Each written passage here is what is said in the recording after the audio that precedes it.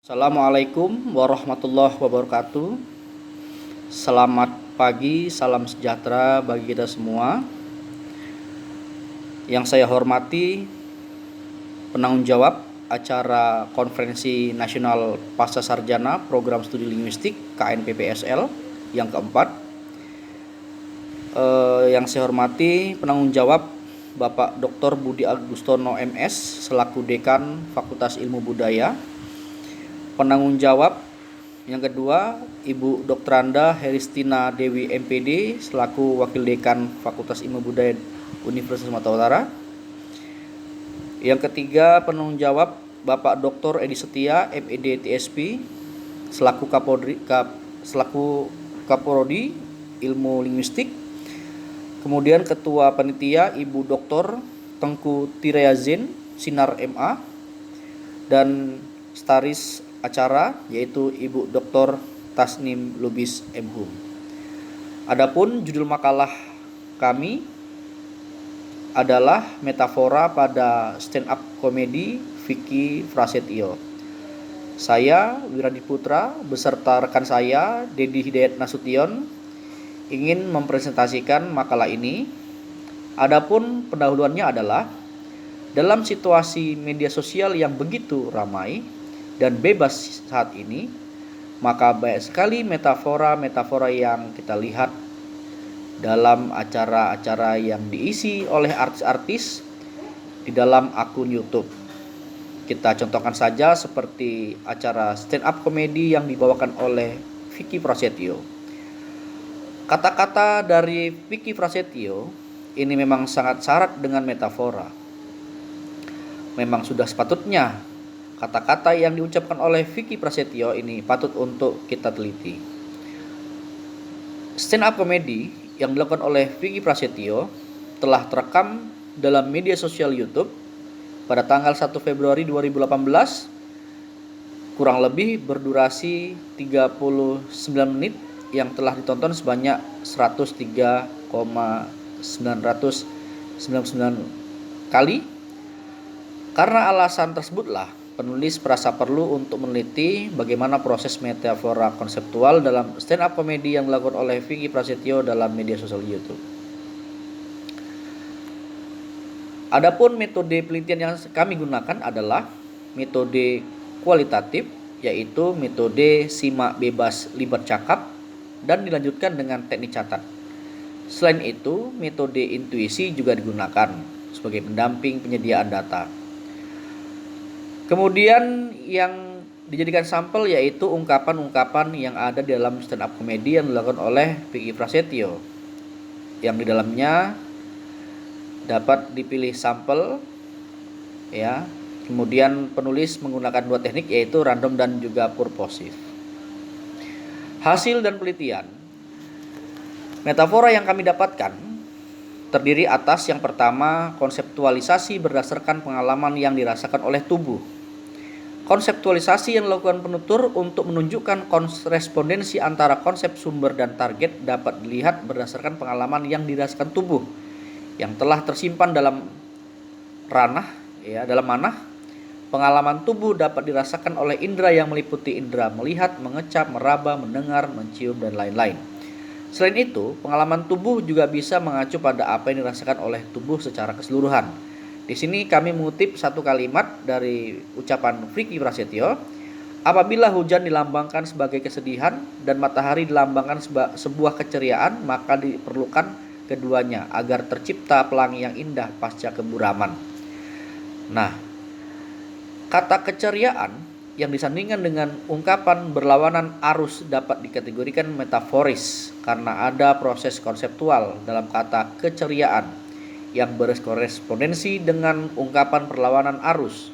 Dari ungkapan tercipta pelangi yang indah pasca keburaman dapat diformulakan menjadi keceriaan adalah fenomena alam.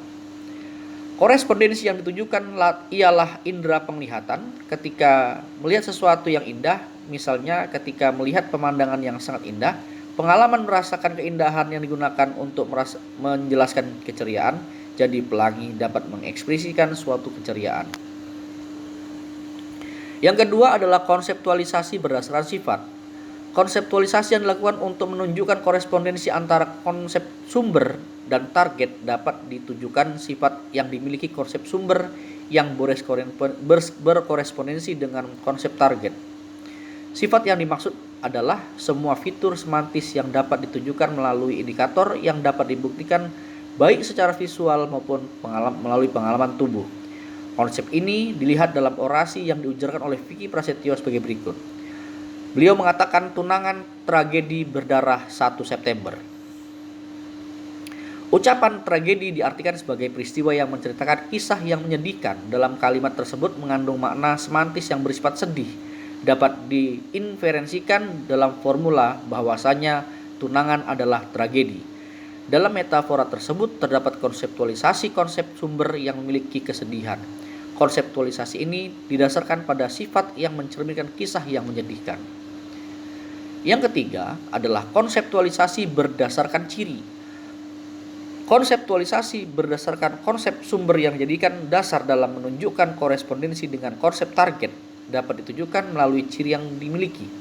Ciri yang dimaksud dalam tulisan ini adalah fitur semantis yang dapat menjadi penanda yang dapat dibuktikan secara visual atau dirasakan oleh indera. Nah, ini dapat kita lihat pada kalimat yang diujarkan oleh Vicky Prasetyo berikut ini. Iti membawa mantannya ke Hotel Prodeo.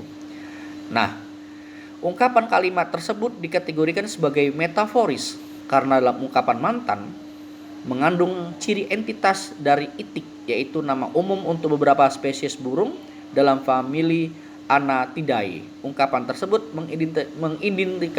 mengindikasikan bahwa istilah mantan merupakan bentuk dari spesies burung. Metafora ini dapat dirumuskan menjadi mantan adalah burung. Ada proses kognitif dalam metafora itu, yaitu konseptualisasi bahwa mantan adalah sesuatu atau seekor burung yang bisa terbang bebas.